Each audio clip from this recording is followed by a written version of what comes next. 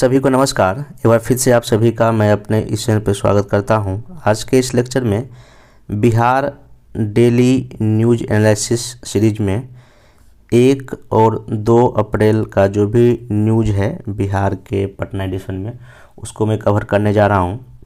आज के इस लेक्चर में जो भी न्यूज़पेपर उसको कवर करूंगा ही करूंगा पीटी मेंस इंटरव्यू के पर्पज़ से। साथ ही साथ एक मॉडल आंसर डिस्कस करूंगा 66 बीपीएससी मेंस सेकंड पेपर का, जो कि इस बार के लिए बहुत ही मोस्ट इम्पोर्टेंट है। एक चीज़ और, कल मैं वीडियो नहीं बना पाया था। कल वीडियो नहीं आने का सिर्फ एक वजह ये था कि कल के न्यूज़पेपर में मात्र एक ऐसा खबर था जो कि आपके एग्ज़ाम के पॉइंट ऑफ व्यू से इम्पोर्टेंट था, इसलिए मैं वीडियो नहीं बनाया। वीडियो बनाने के लिए कम से कम 5-6 न्यूज़ अगर होता है तो फिर अच्छा लगता है। अब एक न्यूज़ है, अब उसको लेके अगर मैं 2 मिनट का वीडियो बनाऊँ तो अच्छा नहीं लगता, इसलिए मैं कल का वीडियो नहीं बनाया। और मेरा यूट्यूब पे आने का सिर्फ एक मकसद ये भी रहता है कि अननेसेसरी वीडियो ना बनाया जाए, मतलब टाइम ऐसे बर्बाद ना किया जाए, आपका ना मेरा, क्योंकि टाइम बहुत कीमती होता है। तो कल का जो न्यूज़ है मैं आज ही कवर कर लूँगा। बाकी कई लोगों का ये मैसेज आता है कि वीडियो लंबा हो जाता है। देखिए, बिहार करंट अफेयर्स को पढ़ने के लिए आप पर डे अगर 20 से लेके 30 मिनट अगर देंगे तो कोई बड़ा आप मतलब कि गुनाह नहीं कर रहे हैं। और आधा घंटा का मेरा मैक्सिमम वीडियो होता है, तो आपको मैं पहले बताया था आप लोग को कि अगर वीडियो थोड़ा सा लंबा लगे तो आप थोड़ा सा स्पीड बढ़ा के देख सकते हैं, क्योंकि मैं समझाने के मकसद से पढ़ाता तो ऑब्वियस सी बात फ्लो बोलता हूँगा, इसलिए आप थोड़ा सा स्पीड बढ़ा लेंगे तो आपका, अगर मान लीजिए अगर 30 मिनट का वीडियो है, अगर 1.5 के इसमें आप देखें 20 मिनट वीडियो हो जाएगा तो 20 मिनट तो आप दे ही सकते हैं, कोई दिक्कत नहीं है। तो बाकी कोशिश करेंगे आगे से वीडियो का लेंथ छोटा ही हो। और कभी कभी क्या होता है कि एक ही दिन में इतना न्यूज़ आ जाता है कि सबको कवर करना पड़ जाता है। और है क्या, पर डे मैं एक मॉडल आंसर बताता हूँ, एक मॉडल आंसर को डिस्कस करने में कम से कम 5 मिनट तो लग ही जाता है, 10 मिनट। तो इसलिए थोड़ा सा पेशेंस रखें। जो भी वीडियो है अगर लेंदी भी होता है तो कहीं ना कहीं आपके लिए ही है, और इतना बड़ा लंबा कर रहा हूँ। बाकी अगर आप लोग कहेंगे तो मैं मॉडल आंसर नहीं बताऊँगा, जल्दी आऊँगा ख़त्म कर दूँगा। बस मेरा ये है कि समझाने का जब समझाता हूँ इसमें ये होता है कि पीटी मेंस इंटरव्यू सबको लेकर चलता हूँ, इसलिए वीडियो लंबा हो जाता है। तो बाकी और कोई चीज़ नहीं है। चलिए आज का करंट अफेयर शुरू करते हैं। तो इसमें सबसे पहला जो है कल का न्यूज़ था कि जो भी बिहार में जितने भी अधिकारी हैं बड़े ए ग्रेड लेवल के, उनके पास कितना संपत्ति उसका ब्यौरा देने सरकार ने कहा था। तो परसों ही जो है ना सभी जितने बड़े बड़े अधिकारी थे, चाहे यहाँ के मुख्य सेक्रेटरी हो या जितने भी डीएम है, सब ने अपना संपत्ति जो है ना, कितना उनके पास नकदी है, कितना ज़मीन, पूरा अपने उन्होंने दिया था। ये क्या है, आखिर ऐसा क्यों हो रहा है, इसका क्या मतलब कि मकसद क्या? सिंपल, जो अगर कभी क्वेश्चन ये पूछ दे कि शासन प्रशासन में पारदर्शिता और भ्रष्टाचार, क्योंकि जो शासन में हैं ऑलरेडी, क्योंकि जितने भी अधिकारी, आपको पता है कि हमारे देश में कार्यपालिका 2 तरह की होती है। एक कार्यपालिका होती है अस्थाई कार्यपालिका, एक होता है अस्थाई कार्यपालिका। अस्थाई कार्यपालिका का मतलब है कि जो कि मंत्री लोग हैं, वो आज मंत्री हैं, कल वो नहीं रहेंगे। लेकिन जो ये जो मुख्य सचिव हैं, ये इनका नौकरी 60 साल तक है, जब तभी रिटायर होंगे। तो ये जो अस्थाई कार्यपालिका है, ये भी देश के लोकतांत्रिक व्यवस्था को मजबूत करने में एक बड़ी भूमिका निभाए। और कहीं ना कहीं आप देखिएगा इन कुछ अधिकारी पे करप्शन का भी आरोप लगता है। तो अगर ये अपनी संपत्ति का ब्यौरा अगर दे रहे हैं जनता के सामने, तो एक कहीं ना कहीं ट्रांसपेरेंसी, पारदर्शिता आ रही है, जिससे देश की जनता को ये लगता है कि जो शासन हमारे लिए कर रहे हैं, जो सिविल सेवक हैं, वो खुद अपना ट्रांसपेरेंट हैं, तो चीज़ें बेहतर ही होगा। और ऐसे जो से भ्रष्टाचार को थोड़ा सा कम करने में क्या होता है, मदद मिलता है। अगर किसी को आय से अधिक संपत्ति होगा तो सरकार उसके खिलाफ कुछ ना कुछ कार्रवाई करेगी। तो आप ये चीज़ें लिख सकते हैं कि अभी बिहार में जो है ना भ्रष्टाचार को लेकर ना, इसमें है कि हर एक अधिकारी अपना जो है संपत्ति का ब्यौरा देते हैं, ताकि मतलब ये जनता या यहाँ के नागरिकों को लगे नहीं, चीज़ें सब कुछ ठीक ठाक चल रहा है। तो ये लोकतंत्र में जो है ना पारदर्शिता, नैतिकता के दृष्टिकोण से भी आपका ये सही है। तो आप इसको मेंस में या एसए में कहीं भी यूज कर सकते हैं, या कभी इंटरव्यू सब में अगर पूछता है कि बताओ करप्शन कैसे दूर होगा, ऐसे करके पूछ, तो आप ये सब बता सकते हैं कि अधिकारी लोगों को अपना आय का ब्यौरा या और भी जो नैतिक जीवन में चीज़ें बेहतर होना चाहिए, इसे करके आप आंसर दे सकते हैं। तो इसको बस, बाकी कितना किनके पास संपत्ति है इससे आपका कोई मतलब नहीं, बस हाँ न्यूज़ में ध्यान रखिएगा कि हाँ ऐसा बिहार में होता है, बिहार का अधिकारी ऐसा करते हैं। नेक्स्ट चलते हैं।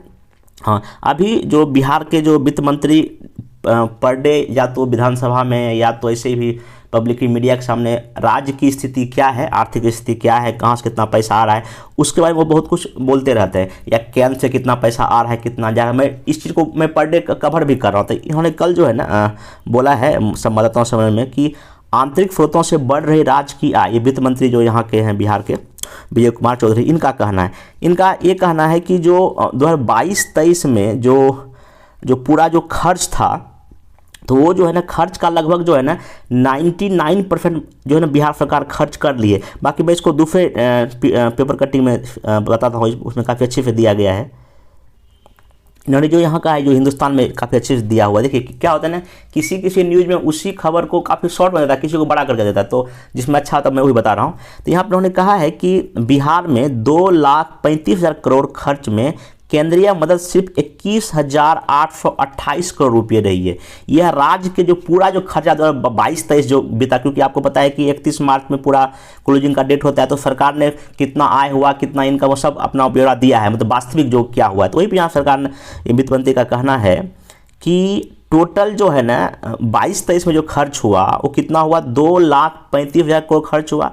इसमें जो केंद्रीय मदद, जो केंद्र सरकार जो मिला है हेल्प, 31,828 करोड़ रहा, और यह मात्र 9.29% है, मतलब 9.29% है टोटल खर्च का, ठीक है। और यहाँ पे कहा है कि 22-23 में जो केंद्र से जो हिस्सा मिलना चाहिए राज्य को, वो 24,319 रुपये कम मिले।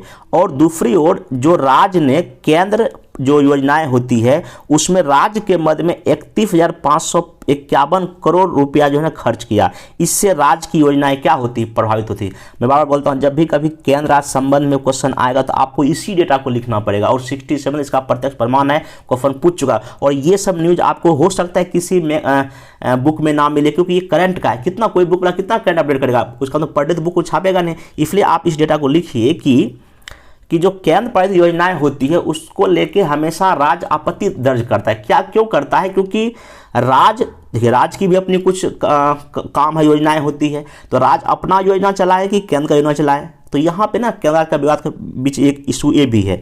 उसके बाद इन्होंने जो है ना कुछ चीज़ें जो और कहा है उसको थोड़ा ध्यान से देख लीजिए कि इसमें इन्होंने फिर वही विशेष राज्य का दर्जा और विशेष पैकेज का इन्होंने मांग किया। उनका कहना है कि बिहार इतना कई मानकों पर पिछड़ा हुआ है, और हम जब से केंद्र सरकार से मांग करें हमको बार बार क्या करें, नजरअंदाज करें। इसलिए हमको बिहार को हक मिलना चाहिए, विशेष का दर्जा दे, या और साथ ही साथ जो है ना कुछ विशेष पैकेज की घोषणा करें। तो आप जब कभी मेंस में आंसर लिखें आगे की राह में, तो आप दिखा दें कि हाँ बिहार कई मानकों पर जो पिछड़ा है, इसके लिए केंद्र सरकार अगर कुछ सहायता राशि दे देगी तो बिहार के जो आर्थिक पैमाने पर जो काफ़ी विकास हो सकता है। बाकी यहाँ पे दिया हुआ है कि टोटल देखिए यहाँ इतना खर्च है, कहाँ से कितना हिस्सा है, आप इसको पीटी के पर्पज से बार देख सकते हैं, ठीक ना। बाकी उतना मतलब इम्पोर्टेंट नहीं है। बाकी यहाँ पे चीज़ें फैक्ट बेस है, तो इसको बार देख लीजिएगा। उसके बाद यहाँ पे जो सरकार की जो इनकम है, सोर्स है, इनकम कहाँ से आ रहा है, क्योंकि आपको पता है कि अलग अलग डिपार्टमेंट कुछ ना कुछ वसूली करती है। यहाँ लिखा हुआ वाणिज्यिक जो टैक्स डिपार्टमेंट और जो निबंधन जहाँ रजिस्ट्रेशन का काम होता है, जैसे जमीन का रजिस्ट्रेशन किया, किसी चीज़ का रजिस्ट्रेशन करिए, वो जो राजस्व विभाग में सबसे अव्वल रहा है। तो यहाँ का डेटा उतना आपको नहीं देखना है, बस सिंपल ध्यान रखना है कि अगर क्वेश्चन पीटी में पूछ दे, मेंस में पूछ दे कि सरकार का इनकम का क्या स्रोत है, तो अलग अलग डिपार्टमेंट जो है, अलग डिपार्टमेंट से कुछ ना कुछ पैसा जो आते रहता है। यहाँ पे लिखा हुआ है वाणिज्यिक और निबंधन विभाग 22-23 में सबसे आगे रहा। वित्त मंत्री ने कहा कि वित्त वर्ष 21-22 में आंतरिक संसाधनों से 38,829 करोड़ रुपये वसूली हुई। 22-23 में यह बढ़कर 48,000 करोड़ हो गया, मतलब लक्ष्य से कहीं ना कहीं ज़्यादा है। तो ये आप थोड़ा सा ध्यान रखिए कि सरकार जो है, जैसे कि यही बार देखिए लिखा खनन से कितना हुआ है, तो जो इंटरनल ये इनका इनकम का सोर्स है। तो मतलब बिहार की स्थिति आर्थिक तौर पे जो है अभी ठीक है। अगर क्वेश्चन ये पूछेगा वर्तमान में बिहार की जो राजस्व स्थिति कैसी है, तो मतलब ठीक है, मतलब कि मोटा मोटी शराबबंदी होने के बावजूद भी बिहार में इतना मतलब कि इनका इनकम बिहार सरकार हो रहा है कि वो सारी अपनी योजनाएं खर्चा चला रही। लेकिन हाँ, केंद्र जो सरकार की योजनाएं हैं उसमें इन लोग का पैसा जो ज़्यादा खर्चा हो जाता है।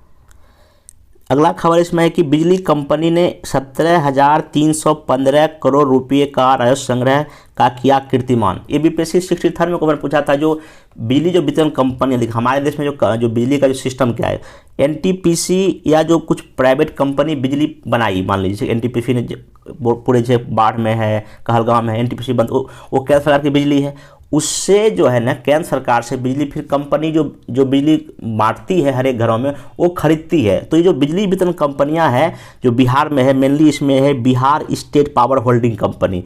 इसने जो है ना 22-23 जो अभी खत्म हुआ 31 मार्च को, उसमें ना 17,315 करोड़ रुपया का रिकॉर्ड जो है रेवेन्यू मतलब जनरेट किया है, जो कि पिछले वर्ष से 35% अधिक है। तो अगर आप मेंस अगर 68 देने जा रहे हैं, 69 देने जा रहे हैं, तो उसमें आप इन सब चीज़ों को लिख सकते हैं कि बिहार में जो है ना बिजली क्षेत्र में भी ठीक ठाक इनकम हो रहा है। जो यहाँ की जो कंपनी है वो अब घाटे से बाहर निकल चुकी, क्योंकि 63 में जब क्वेश्चन पूछा था ये सब कंपनी घाटे में थी, ना सिर्फ बिहार की बल्कि देश की अन्य कंपनियां जो बिजली वितरण कंपनियां घाटे में था। अब ये क्या हो गए मतलब घाटे से उबर गई है। बाकी यहाँ पे जो कंपनी का ये कहना है कि जिस तरह से मॉनिटरिंग किया गया है और जनता भी जो है ना अपना बिजली पे जो है ना बेहतर जो है ना पे करना शुरू कर दिया है, स्मार्ट मीटर आने से जो ना चीज़ें और ट्रांसपेरेंट हो गई, बिजली चोरी रुक गई, इससे संख्या बढ़ा है। अगर क्वेश्चन ये अगर आपको लिखना है कि आखिर ऐसा क्यों हुआ है, ऑब्वियस सी बात है, सरकार जो एक तो बोले बिजली का मतलब कि जो यूज बढ़ रहा है, यूज बढ़ेगा तो इनकम बढ़ेगा।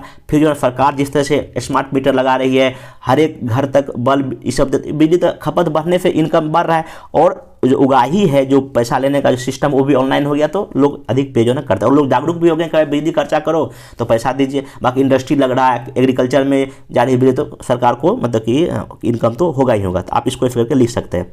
नेक्स्ट जो है हाँ ये जो रामनवमी के अवसर पे कुछ जो है ना सासाराम के इलाके में और बिहार शरीफ के इलाके में कुछ जो है ना सांप्रदायिक कुछ घटनाएं देखने को मिली। ये मैं क्यों आपको न्यूज़ बता रहा हूँ, इसका सिंपल सा ये है कि अगर कभी आपको ये लिखना बिहार के सामने क्या समस्या है या देश के सामने क्या समस्या है, तो सांप्रदायिक कुछ घटनाएं पिछले कुछ दिनों में ज़्यादा हो रही है। तो आप ये दिखा सकते हैं कि अगर देश को एक धर्म अगर में रखना है तो हमको इन सब चीज़ों पर बहुत अच्छे से काबू पाना पड़ेगा, नागरिकों को समझना पड़ेगा हम इस देश के नागरिक हैं। और ऐसी किसी तरह घटनाएं से इंसानियत का हानि होता है, राज्य और देश का तो हानि होता ही होता है, इंसानियत यहाँ मरता है। तो आप ऐसे करके चीज़ों को, और मुख्यमंत्री नीतीश कुमार जी का कहना भी है कि कोई जानबूझ कर कर रहा है इस तरह का काम और यहाँ पे कार्रवाई की जाएगी। तो ये सरकार इसके लिए काफ़ी अलर्ट है उस इलाके में। बाकी 144 वहाँ लगा दिया गया है, चलिए ये सब ध्यान रखिएगा।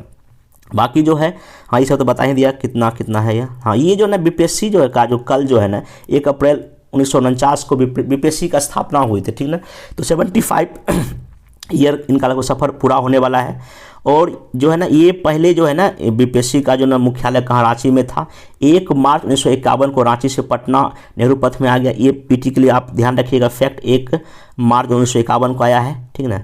फिर उसके बाद 31 मार्च 1953 को इसको क्या दिया गया, संविधान दर्जा दिया गया। झारखंड से अलग होने के बाद इसमें 10 से घट के 6 मेंबर हो गए। कल नीतीश कुमार ने बोला भी अगर 6 कम पड़ेगा तो हमें और बढ़ा के 10 कर देंगे, उनका अगर आप भाषण सुने होंगे तो, ठीक। नेक्स्ट जो है ना पटना के पालीगंज में रहने वाले राजनधारी सिंह पहले आयोग के अध्यक्ष थे। Most important question for PT इस बार पता नहीं अतुल प्रसाद यही पूछ दे आप लोग 69th में। और अभी तक 26 अध्यक्ष रह चुके हैं जो कि अलग अलग विभाग से या डिपार्टमेंट मतलब कि क्षेत्र से आते हैं। तो ये आपका ध्यान रखिएगा। बाकी इसका आर्टिकल देख लीजिएगा, इसका जो बीपीएससी के चेयरमैन का नियुक्ति कैसे होता है, इनका कैसे पद से हटाया जाता है, आप पीटी के लेवल पे फैक्ट बार पढ़ लीजिएगा, आज ही पढ़ लीजिएगा ताकि आपका कॉन्सेप्ट क्लियर हो जाए। बाकी ये बता ही दिया कितना कितना पैसा आता है, ये हो ही गया।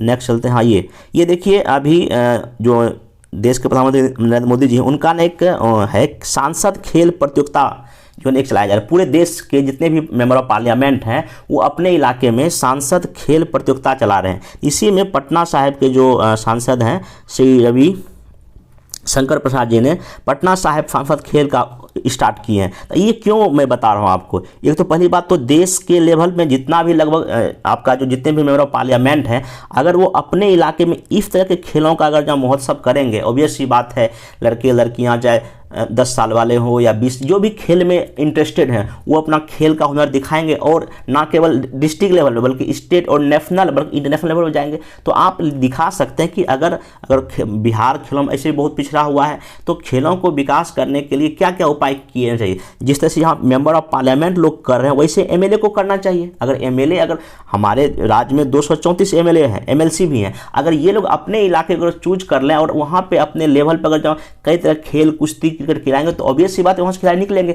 एमएलए के आप जितने भी मुखिया हैं सरपंच उनको भी इस लेवल पर काम करना चाहिए। तो वही है, तो योजना अगर सही ढंग से हम बनाएंगे उसको अगर सही इंप्लीमेंट करेंगे तो विकास की काफ़ी संभावनाएं होती है। तो आप ऐसे करके इसको मेंस में या कहीं भी अगर इंटरव्यू से हमें पूछेगा तो इसको आप, क्योंकि जिनका अगर खेल में हॉबी होगा इंटरव्यू में अगर उनसे पूछेगा बताओ बिहार में इतना क्यों पिछड़ापन है खेलों में तो क्या वजह है और इसको तुम लोग क्या करोगे, तो ऐसे करके आप इसको आंसर भी से सोच सकते हैं। नेक्स्ट चलते हैं। हाँ ये जो है ना आपको पता है कि एमएसएमई जो माइक्रो स्मॉल जो मीडियम इंटरप्राइजेज है, तो उसका काफ़ी जो रोल है हमारे देश की इकोनॉमी में भी और क्या कहते हैं बिहार की इकोनॉमी में भी। तो कल जो है ना एक मीटिंग हुआ है, मैं बता देता हूँ। ये उद्योग विभाग के तत्वाधान में शनिवार को ज्ञान भवन में एमएसएमई कनेक्ट 2023 का कार्यक्रम का उद्घाटन हुआ। इसमें जो है आपको क्या इंपॉर्टेंट है, बीपीएससी 65 में ऑलरेडी क्वेश्चन पूछ चुका है, इसके पहले भी कई बार बीपीएससी जीएस पेपर सेकंड में इकोनॉमिक्स में पूछ चुका है कि एमएसएमई क्या है, इसकी क्या भूमिका है, इसके सामने क्या चुनौतियां हैं, इसके क्या उपाय हैं। तो इसका सेम टू सेम आंसर जो है ना इसी यूट्यूब पे एक मेरा प्लेलिस्ट का नाम है मोर आंसर डिस्कशन, उसमें मैं इसको एमएसएमई को काफ़ी अच्छे से बताया हूँ। तो प्लीज़ रिक्वेस्ट है उसका मैं लिंक दे दूँगा नीचे उस वीडियो का, आप उसको देख लीजिएगा। तो आपका ये आंसर पूरा कंप्लीट हो जाएगा 68 के लिए भी और 69 के लिए भी, और बहुत ही इंपॉर्टेंट है। और इस न्यूज़ में जो आपको बताया गया है मेनली देखिए क्या क्या, कि जो बताया गया है कि जो एमएसएमई का योगदान जो है ना पूरे देश में जीडीपी में 30% है, निर्यात में 45% है। कृषि के बाद जो सर्वाधिक रोजगार देने वाला ये उद्योग है। हमारी योजना की 10 वर्षों में यहाँ 30 करोड़ और रोजगार जो क्रिएट किए जाए। बिहार सरकार इसके लिए क्या कर रही है, मुख्यमंत्री उद्यम योजना चला रही है जिसमें कि 10 लाख रुपये तक का सहायता दिया जा रहा है। मुख्यमंत्री उद्यम योजना में लगभग 29,000 लोगों को 1900 करोड़ रुपये दिया जा चुका है। ये सब डेटा आप यहाँ पर लिख सकते हैं, बिहार सरकार क्या कर रही है। और केंद्र लेवल पर जो प्रधानमंत्री रोजगार सृजन स्कीम के जरिए बैंकों को बैंक जो है ना ऐसे जो लोगों को लोन दे रही है। तो ना केवल केंद्र सरकार बल्कि राज्य सरकार भी जो है ना इन लेवल पे काम कर रहा है। तो आप इसको ऐसे करके बता सकते हैं। और ये बहुत ही इंपॉर्टेंट क्वेश्चन है, आप ये अगर क्वेश्चन आएगा तो इसको आप मेंस में लिख सकते हैं। बाकी मनरेगा के लिए शॉर्ट नोट पूछा जा सकता है कि अभी जो कहा गया है कि देश के 14 राज्यों में मानव में गिरावट आई है लेकिन बिहार में इसमें वृद्धि हुई है। तो शॉर्ट नोट में देखिएगा मनरेगा, क्योंकि ग्रामीण विकास में बहुत बड़ा रोल निभाया है, तो इसमें कुछ डेटा देख लीजिए कितना कितना कैसे कैसे हुआ। बाकी देखिए पूछेगा मनरेगा कैसे जो है ना सबका साथ सबका विकास में सहयोग कर रहे हैं। देखिए यहाँ SC ST को मिला इस साल ज़्यादा कार्य, आप इसको फैक्ट में देख सकते हैं मनरेगा के लिए। बाकी ये आज का इतना करंट अफेयर्स था, आइए आपका मोबाइल पर डिस्कस करते हैं। ये क्वेश्चन बीपीएससी ऑलरेडी पूछ चुका है। इसमें है कि भारतीय राज्यों में असमान विकास ने कई सामाजिक आर्थिक राजनीतिक समस्याओं को जन्म दिया है। बिहार के विशेष संदर्भ में इस कथन का आलोचनात्मक विश्लेषण कीजिए। जिनको भी इसका इंग्लिश मीडियम PDF चाहिए तो उनका मैं टेलीग्राम लिंक दिया हूँ नीचे, वहाँ आप इसको डाउनलोड कर सकते हैं। बाकी हिंदी का मैं शेयर कर दूंगा। देखिए क्वेश्चन को समझिए क्या कहता है कि भारतीय राज्यों में असमान विकास ने कई सामाजिक आर्थिक समस्याओं को जन्म दिया है। बिहार के विशेष रेफरेंस लेते हुए इसका आलोचनात्मक विश्लेषण कीजिए। तो यहाँ पे देखिए सिंपल क्वेश्चन में बताते हैं क्या लिखना है। तो भारतीय राज्य मतलब भारत में जितने भी राज्य हैं वहाँ असमान विकास कैसे, असमान विकास कैसे हो, आपको ये आफ्टर इंडिपेंडेंस दिखाना पड़ेगा थोड़ा सा, क्योंकि जो खास करके जो तटीय राज्य है, जो गुजरात है, बम्बई है, महाराष्ट्र है, केरला है या तमिलनाडु है या ये सब राज्य है या पश्चिम बंगाल है, ये सब जो तटीय राज्य होने के वजह से इन लोग के पास बंदरगाह है इन राज्यों के पास। तो यहाँ पे जो ना आर्थिक गतिविधियाँ ज़्यादा हुआ है, इसलिए जो गोवा सब का प्रतियोगिता काफ़ी ज़्यादा है, वहाँ पे और भी चीज़ें हैं। तो एक तो प्राकृतिक कारणों की वजह से, कुछ सामाजिक कारणों की वजह से, कुछ आर्थिक कारणों की वजह से तो राज्यों में असमान विकास हो गया। कुछ सरकारी नीति की वजह से तो राज्यों में असमान, कोई राज्य पिछड़ा है, कोई राज्य काफ़ी अमीर है। तो ये जो असमान विकास हुआ है, कहीं ज़्यादा कहीं कम जो हुआ है, इसकी वजह से कई तरह की सोशल, अब देखिए अगर बिहार में सोशल समस्या क्या पैदा हो गई, पलायन हो गया है, गरीबी है, शिक्षा की कमी हो गया है। फिर आप देखिएगा ना आर्थिक समस्या कई ज़्यादा है, ठीक ना। और राजनीतिक समस्या, भ्रष्टाचार बढ़ जाता है, चोरी डकैती हत्या सब घटनाएं हो जाती है, आपराधिक बढ़ जाता है। तो कहने मतलब ये है कि अगर विकास अगर पैरेलल नहीं होगा, बराबर नहीं होगा, तो कई तरह की समस्या जन्म लेती है। तो वही आपको दिखाना था जितना बात बोला। और ये भी थोड़ा आलोचना भी करना है कि ऐसा नहीं है कि जो है कि वो समान जो अगर हुआ है तो इसके लिए सिर्फ ये प्राकृतिक या सामाजिक और ये आर्थिक कारण जिम्मेदार है, बल्कि यहाँ की कुछ कुछ जो राजनीतिक इच्छा शक्ति भी जिम्मेदार है। तो ऐसे करके आप को क्या करना था, खत्म करना था। आइए इसमें क्या लिखना था, इंट्रोडक्शन में आप क्या लिख सकते हैं कि विश्व असमानता रिपोर्ट का रिलेटेड डेटा लिखिए कि 10% आबादी के पास जो है ना 57% उपलब्ध है, जो कि भारत में प्रति व्यक्ति एक दूसरे से व्याप्त असमानता को विकास को इंगित करना है, मतलब कि किसी के पास अधिक किसी के पास कम है, ऐसा लिख सकते हैं। उसके बाद यहाँ पर आप कुछ कुछ और भी डेटा आप देख सकते हैं, जैसे कि यहाँ पर आपको लिखना है कि गोवा का प्रति व्यक्ति आय ज़्यादा है और बिहार का सबसे कम है, उड़ीसा का सबसे कम है। उसके बाद आप यहाँ पर देखो केरला में लिटरेसी रेट लगभग 90% से ज़्यादा है, बिहार में लगभग 65% के आसपास है। तो आप यहाँ पे कई सारे और मानकों पर, जैसे कि प्रजनन दर है, केरला का कम है, बिहार का ज़्यादा है या उड़ीसा का ज़्यादा है। फिर आप इसमें जो ह्यूमन डेवलपमेंट इंडेक्स का जिक्र कर सकते हैं कि गुजरात या अन्य राज्यों का बेहतर है, बिहार या अन्य राज्यों का कम है। तो आप यहाँ कई सारे पैरामीटर पे ना इसको अलग अलग यहाँ पे लिख सकते हैं। यहाँ पे नहीं लिखाएगा तो आप इसको कर लेंगे। उसके बाद यहाँ पर आप दिखाएंगे इसका क्या कारण है, जो असमान विकास का वही सामाजिक कारण आप दिखाइए कि कुशल श्रमिक हैं, महाराष्ट्र में कुछ श्रमिक अच्छे हैं, केरला में क्या लोग पढ़े लिखे हैं तो वहाँ ट्रेनिंग ज़्यादा होता है, बिहार में वैसी सुविधा नहीं है, पढ़ाई लिखाई का अभाव है बिहार या अन्य जहाँ कुछ जगह अच्छा है, रूढ़िवादिता प्रचलन है, आर्थिक में अच्छा इंफ्रास्ट्रक्चर नहीं है, संसाधन का अभाव है, निवेशक नहीं होना, बिहार में निवेशक बहुत कम है, इसलिए यहाँ पे चीज़ें समस्या है, मूलभूत आवश्यकता कमी है। ये सब आप यहाँ पे दिखा सकते हैं, ये असमान विकास के कारण ऐसे हैं। बाकी राजनीतिक कारण में वही है कि राजनीतिक सांस्कृतिक कमी है, जातिवाद है, नेताओं की स्वहित की पूर्ति है, ये सब आप दिखा सकते हैं कि ये इसकी वजह से ऐसा हो रहा है। अब यहाँ पे आगे लिखिएगा, उपरोक्त बिंदु बताती है कि क्यों ऐसा असमान विकास हुआ है, ठीक ना। और यहाँ पे एक आप मैप बना सकते हैं, जो मैं आपको बताया यहाँ पूरा कि कौन कौन सा राज्य, जैसे कि यहाँ देखिए बिहार स्थलबद्ध राज्य है, यहाँ अपराधीकरण है और कमी है। तो ऐसे मैप में आप कुछ राज्यों को दिखा दीजिए कि जैसे ये तटीय राज्य है, बंदरगाह है, तिरह, ये सब राज्य काफ़ी क्या तथा विकास में आगे बढ़ गए हैं। तो ऐसे करके आप इसको दिखा सकते हैं। तब उसके बाद लिखिए कि इस असमान विकास समस्या हुई, सामाजिक समस्या, आर्थिक समस्या, इसको वीडियो पर देख लीजिए क्या क्या वही पॉइंट जो मैं डिस्कस किया आप वहीं पर सब लिखा हुआ है। आर्थिक समस्या में क्या होगा, राजनीतिक में क्या होगा, ठीक ना। आगे इसमें वही कि बिहार सरकार प्रयास कर रही है, लेकिन इन प्रयासों के बावजूद भी बिहार में जो ना असमान विकास एक चुनौती से ग्रसित है। आप यहाँ पे लिखें कि श्रमिकों का पलायन हो रहा है, आधारभूत श्रमिक का अभाव है, व्यक्ति के गरिमापूर्ण जीवन पर संशय है, लगातार वित्तीय बोझों को एक केंद्रीय योजना का जिक्र कर सकते हैं, कौशल विकास की कमी है। तो ये सब जिक्र करके आप आगे के राह दिखा दें कि यहाँ पे केंद्र से कुछ सहायता मिलना चाहिए, सड़क रोड बिजली पानी पर और विकास होना चाहिए, निवेश का माहौल बनना चाहिए, तभी जो है और राजनीतिक इच्छाशक्ति होनी चाहिए। राजनीतिक कोई जो उठापटक से निकल के जो है ना हमको बेहतर मिलकर प्रयास करना चाहिए। केंद्र की जो उपेक्षाएँ होती है उसको दूर करके यहाँ निवेश को बढ़ावा मिलना चाहिए। ये सब चीज़ें करके आप जो है ना अंतिम में निष्कर्ष लिख सकते हैं, ताकि बिहार अपने जो गौरवशाली फिर से आने का मतलब कि की ओर जा सके। या जब बिहार जब विकसित होगा तो भारत भी विकसित होगा। तो आप ऐसे करके लिंक करके जो चीज़ों को बता सकते हैं। और सबसे बड़ी बात है कि वर्तमान कोविड-19 के दौर में जिस तरह से असमान विकास हो रहा है, मतलब कि खाद्य प्रति व्यक्ति आय किसी का ज़्यादा किसी का कम हो रहा है, कोई राज्य अधिक विकसित, कोई, ये कहीं ना कहीं और भी समस्या क्रिएट कर सकती है। तो आप इसको ऐसे करके एंगल से आंसर को क्या कर सकते हैं, लिख सकते हैं। तो बाकी ये हो गया। तो बाकी अब कल के वीडियो में जो भी न्यूज़पेपर आएगा उसको कवर करूँगा। तब तक आप लोग पढ़ते रहें। Thank you.